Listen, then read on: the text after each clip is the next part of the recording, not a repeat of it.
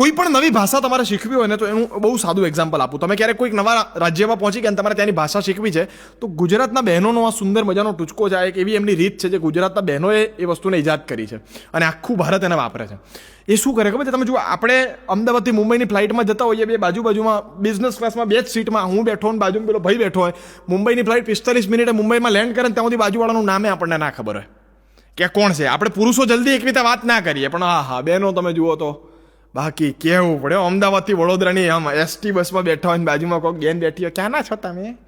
એ કે બેન હું રાજકોટની છરીઓ બહુ સારી અમારા ઘરમાં બને છે. છરી અમે તમે મારા બેન કહેવાય, તમારી છરી અમારા ઘરમાં છે. આના બાપાએ બનાવી છરી. પાછી એવી ગાઢ મિત્રતા સાહેબ. એસટી હજી તો અમદાવાદથી બરોડા જવાની હોય, અમદાવાદથી ઉપડી ના હોય એસટી, એ પહેલાં તો એવી ગાઢ મિત્રતા, લે બેટા માસીના ખોડામાં બેસ, છોકરો ખોડામાં બેડ દે સાહેબ. અને સાહેબ હજુ તો વડોદરા આવ્યું ના હોય, આણંદ પહોંચી હોય, ગાડી નડિયાદ પહોંચી હોય, ત્યાં સુધીમાં તો આની 3 પેઢીની આને ખબર હોય, આની 4 પેઢીની આને ખબર હોય. આટલી અંગત પણ ચર્ચાઓ થઈ જાય. પણ શરૂઆત ક્યાંથી થાય? માણસને તમે કોઈક બાજુમાં બેઠો છો, કો પેસેન્જર, આપણે પુરુષોનો પ્રોબ્લેમ છે, આપણે વાત ક્યાંથી શરૂ કરવી? તો બહેનોએ ઇજાદ કરેલો એક નુસ્ખો તમને કહું. તમે કોઈ પણ પબ્લિક ટ્રાન્સપોર્ટમાં બેઠા હોય, કોઈ પણ પબ્લિક ટ્રાન્સપોર્ટ મીડિયામાં બેઠા હોય, ચાહે બસ હોય, ટ્રેન હોય, પ્લેન હોય કે રિક્ષા હોય, તમારે શું કરવાનું? કોઈ પણ સ્ટેશને ગાડી ઊભી રહે કે કોઈ પણ નવી જગ્યા આવે ને, તમારે બાજુવાળાને પૂછવું કે તમને ખબર હોય કે આણંદ આવ્યું, તોય પૂછવાનું કે એકચ્યુઅલી કયું સ્ટેશન આવ્યું? પેલો કે આ આણંદ આવ્યું. સરસ સરસ, આણંદનું શું વખણાય એમ તમને? એમ કરીને વાત ચાલુ થાય. ટૂંકમાં પહેલાં સ્ટેશન પૂછાય. આ બહુ સાચું છે, હું તમને કહું, બ્રેક ઇવન પોઈન્ટ ત્યાંથી પૂરું થાય એમ વાતને આ પોઈન્ટ પકડાય.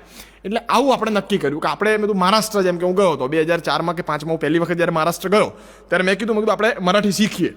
કંઈ નહીં તો કેમ છો, મજામાં? તો શીખીએ જ. એટલે હું પહોંચી ગયો, મુંબઈ પહોંચ્યો. હવે લોકલ ટ્રેનમાં આપણે ક્યારે બેઠેલા નહીં, આપણે અમદાવાદમાં બેઠેલા બધી જગ્યા પર. લોકલ ટ્રેનમાં આપણને ખબર નહીં આમ બેસવું પડશે. આ કઈ પરિસ્થિતિ છે મને નહીં ખબર. આ આકાર મેં હોદ્યો ઇન્ટરનેટ પર મળતો નથી. આમ બેઠો હોય માણસ, તમે જુઓ તો આપણા પરફ્યુમને બાજુવાળાનો પરસેવો મિક્સ થતો હોય, ખબર ના પડે કઈ સુગંધ આવે છે સાહેબ. કોઈ નક્કી ના હોય. તમે આમ કરીને આમ ઘૂંટણ ખંજવાળો તો 34 ઘૂંટણમાંથી એક સિલેક્ટ કરવો પડે. અક્કડ બક્કડ બોમ્બે આ મારો 3 વાર ખંજવાળો. પેલો કે રહેવા દો ને, મજા આવે તો થોડું ડાબી બાજુ. એ આપણા ખંજવાળની મજા લેતો હોય. આવી મજા છે સાહેબ. એટલે હું આમ બેઠો હતો, એમાં થોડી વાર થઈને ટ્રેન કોક સ્ટેશન પર ઊભી રહીને મને લાગ્યો ધક્કો. એક તો છે ને મુંબઈની લોકલ ટ્રેનની અંદર, મુંબઈમાં બેઠા બેઠા વિડીયો જોતા હોય, તમે નીચે કમેન્ટમાં લખજો અમારા યુટ્યુબ પર કે હા તમારી વાત સાચી છે. હું તમને કહું, મુંબઈમાં તમે બેઠા હોય ને તો શું થાય ખબર છે? તમારે ચડવું ના પડે ટ્રેનમાં, ઉતરવું ના પડે. ધક્કો તમને ચડાવે અને ધક્કો તમને ઉતારે. તમારે દાદર ઉતરવું છે બોરીવલી, તમે નક્કી ના કરો, બાજુવાળો નક્કી કરે. એ ઉતારે ત્યાં ઉતરી જવાનું આપણે. એટલે વાગ્યો ધક્કો ને હું પડ્યો એક મરાઠી કાકાના ખોડામાં. એટલે કાકાના ખોડામાં જેવો પડ્યો, કાકા બગડ્યા, કાંઈ ઝાલા. મેં કીધું કાકા બરાબર ઝાયલું નહોતું ને એમ જ પડ્યો. અગર મેને ઠીક સે ઝાલા હોતા તો મેં પડ્યા નહીં હોતા. એમાં પડ્યોમાં ફાયદો છે વારું. જેવો પડ્યો કાકાએ જગ્યા કરી, મને કે બેઠા બેઠા બસા ઈકડા બસા, એમ કે બેહી ગયો હું તો. બાજુમાં બેઠો ને આપણને સારું થયું, પડવામાં ફાયદો થયો, બેસી ગયો. એટલે હવે આપણે કાકા જોડે વાત કરવી હતી, કાકાની પાસે મરાઠી શીખવી હતી કે કાકા કેમ છો, મુંબઈ મજામાં, ને મરાઠીમાં શું કહેવાય, કે હું અહીંયા હાસ્યનો કાર્યક્રમ આપી રહ્યો છું અને મરાઠીમાં શું કહેવાય. પણ બધું પૂછીશ તો કાકો બગડશે. મુંબઈમાં કોઈની પાસે ટાઈમ પૂછવાનો ટાઈમ નથી. એટલે આ કાકાને ક્યાં પૂછવું? ટાઈમ પૂછવાનો ટાઈમ નથી, એનું નામ મુંબઈ સાહેબ. એટલે ક્યાં પૂછવું મેં કીધું.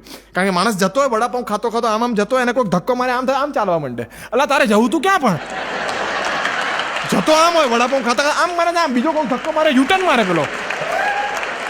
એનું કઈ નક્કી જ નથી ભાઈને ક્યાં જવું છે. છેલ્લે સાંજે 4:30 જ્યાં પહોંચે તે બેસી જાય જમવા. આવી જબરદસ્ત મેન્ટાલિટી. હું પડ્યો, મેં તો કાકાને કંઈક પૂછીએ. એટલે થયું શું કે એક જગ્યાએ ગાડી ઊભી રહી, આપણને મળ્યો મોકો.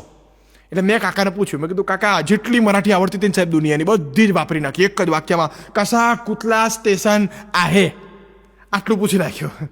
કાકા મને કે હું રાજકોટનો જ છું ભાઈ.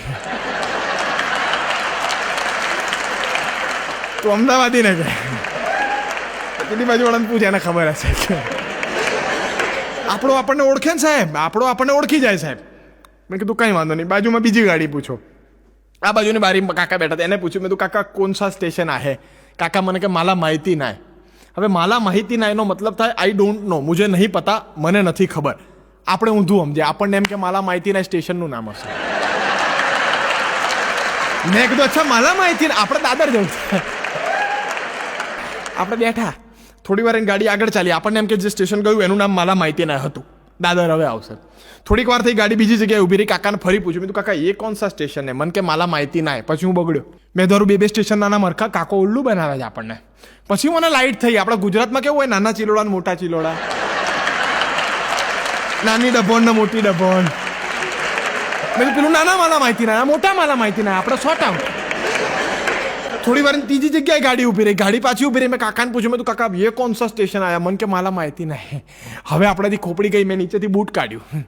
મેં તું કાકા ધોઈ નાખી છો. આમ કરીને બૂટ ઉગામ્યું હતું. હજી તો વડીલ હતા, મારવાનું નહોતો કંઈ, ખાલી આમ બૂટ ઉગામ્યું તું. કાકા કે મારતોસ કસાલા. મેં કીધું એમ બોલો ને, મારતોસ કસાલા આવ્યું. હમણાં દીબાઈ જાત નહીં.